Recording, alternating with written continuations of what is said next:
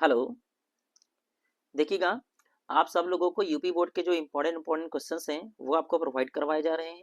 ठीक, ये जो क्वेश्चन आज हम करवा रहे हैं ये आपका जो अभी हाल ही में परसों में जो यूपी बोर्ड का प्री बोर्ड हुआ है उसमें क्वेश्चंस आया था। ठीक, तो जो उसके क्वेश्चंस है वो हम आपको डेली प्रोवाइड करवा देंगे। चलिएगा, क्वेश्चन देखिएगा, कह रहा है कि 8 मीटर ऊंचे भवन के शिखर से एक मीनार के शिखर का उन्नयन कोण 60 डिग्री है और उसके पाद का अवनमन कोण 45 डिग्री है। तो मीनार की ऊंचाई आपको ज्ञात करनी है। ठीक, तो सबसे पहले मीनार चलिए बना देते हैं। ठीक, आइएगा देखिएगा, मान के चलिएगा ये कोई एक भवन है। ठीक, और ये भवन के सामने कोई एक मीनार है।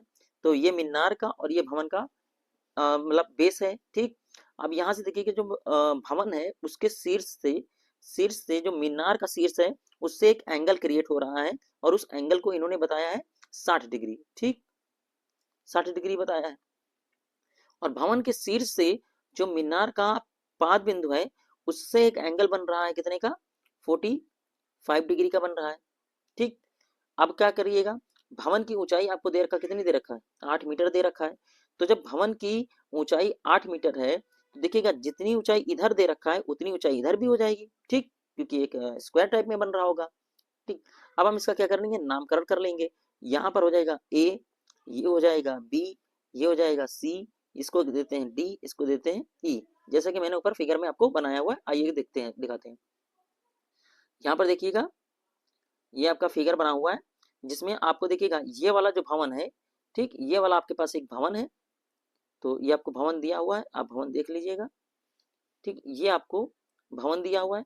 ठीक, उसके बाद में यहाँ पर जो इसकी बिंदु दे रखा है वो ए, बी और सी, डी, ई। ठीक, कह रहा है कि भवन के शीर्ष से जो मीनार का शीर्ष है उसके बीच में एक एंगल क्रिएट हो रहा है कितने का, 60 का। तो देखिएगा ये एक 60 का एंगल क्रिएट हो रहा है, ये हमारे पास मीनार है। ठीक, और इसी के यहाँ से यानी कि भवन के शीर्ष से एक बिंदु आया हुआ है, यानी कि एक एंगल क्रिएट कर रहा है अवनमन कोण का, वो कितना का, 45 डिग्री का क्रिएट कर रहा है।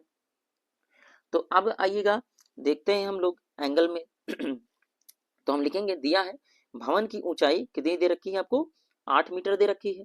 तो पहले सबसे पहले जो एक त्रिभुज है उसको देख लेते हैं, त्रिभुज ई सी डी में। तो देखिएगा त्रिभुज ई सी डी, त्रिभुज ई सी डी में हम ये वाला त्रिभुज देखेंगे। ठीक, तो सबसे पहले इसमें देखिएगा ये वाली भुजा दिया हुआ है और ये वाली आपसे पूछा हुआ है।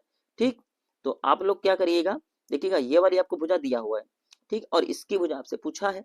तो हम इसका एक फार्मूला होता है, ये हमारे पास लंब है यानी कि परपेंडिकुलर है और ये हमारे पास क्या है, बेस है। तो इसको हमने लिख दिया है यहाँ पर, देखिएगा लंब बटेगा आधार यानी कि परपेंडिकुलर अपॉन का बेस इज इक्वल टू, एक प्रॉपर्टी होती है tan थीटा की।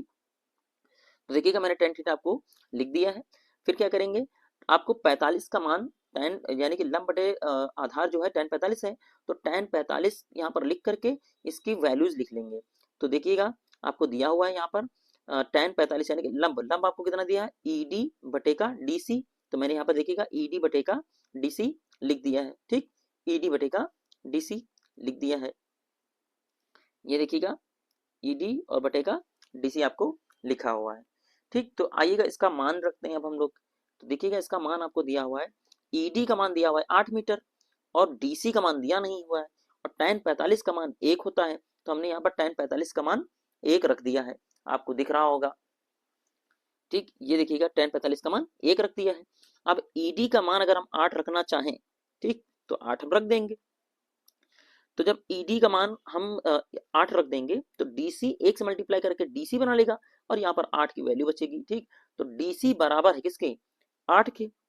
तो ध्यान पर देखिएगा अगर डीसी रेखा बराबर होगी तो ये ईबी रेखा जो होगी वो भी बराबर होगी। भाई अगर डीसी रेखा 8 निकल करके आई है तो ये वाली रेखा भी 8 निकल कर ही आएगी, यानी कि ये वाली भी, क्योंकि ईसी बराबर है डीसी के।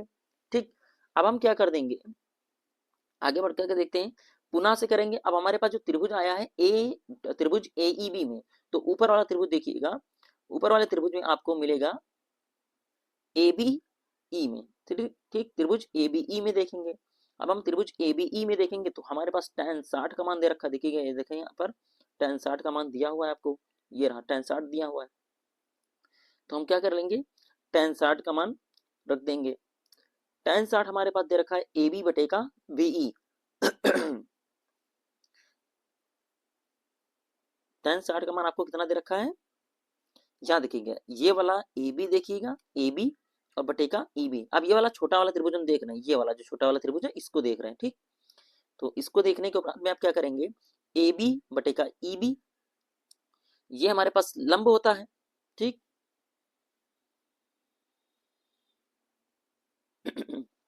देखिएगा tan 60 का मान आपको दे रखा है कितना, √3 दे रखा है। और ए बी बटे का बीई, अभी मैंने आपको ए बी का मान नहीं बताया था, ठीक है, क्योंकि उसको ज्ञात करना है हमको। और बीई का मान हम लोगों ने निकाला है, कितना निकाला है, 8 निकाला है। चूंकि डीसी रेखा जो है वो बराबर है किसके, ईसी रेखा के, इसीलिए मैंने यहाँ पर 8 मान रख दिया है।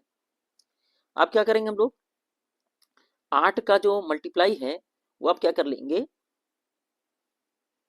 8 का जो मल्टीप्लाई है अंडर रूट से करवाएंगे, इससे करवा देंगे। तो ये हमारे पास हो जाएगा 8 अंडर रूट का 3 हो जाएगा, बराबर हो जाएगा किसके, ए बी के, ठीक। अब आइएगा देखिएगा, हमको ऊंचाई, मीनार की कुल ऊंचाई याद करनी है। तो मीनार की कुल ऊंचाई के लिए आप क्या करेंगे, A C equal to A B plus का बी सी, ठीक। ए सी इजकल टू, यहाँ पर देखिएगा हमको ये वाली जो है आपको लंबाई ये याद करनी है, ये वाली लंबाई याद करनी है पूरी। तो इसमें देखिएगा ए बी भी आ रहा है, बी सी भी आ रहा है। बी सी का मान आपको पता है, ए बी का मान नहीं पता है, तो इसलिए हम लिखेंगे ए सी बराबर ए बी प्लस का बी सी। तो यहाँ पर देखिएगा मैंने ए सी बराबर ए बी प्लस का बी सी बराबर कर रखा है। ए बी का मान आपको अभी निकाले हो, कितना निकाले हो, ए बी का मान अंडर रूट 3, यहाँ पर देखिएगा ये ए बी का मान आपने निकाल रखा है, ठीक। तो आगे देखिएगा, और बी सी का मान आपको दिया हुआ है 8, चूंकि बी सी बराबर अभी मैंने आपको निकाला था, डी सी बराबर है इसके, ये देखिएगा डी सी बराबर है 8 के, तो मैंने बी सी का मान रख दिया है 8। अब क्या कर लिया है, 8 को कॉमन निकाल लिया जाएगा। 8 जब कॉमन यहाँ से आ जाएगा बाहर, तो अंदर बचेगा अंडर रूट 3 प्लस का 1 बचेगा आपका, ठीक है।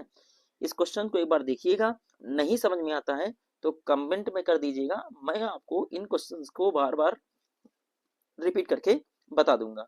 Thank you.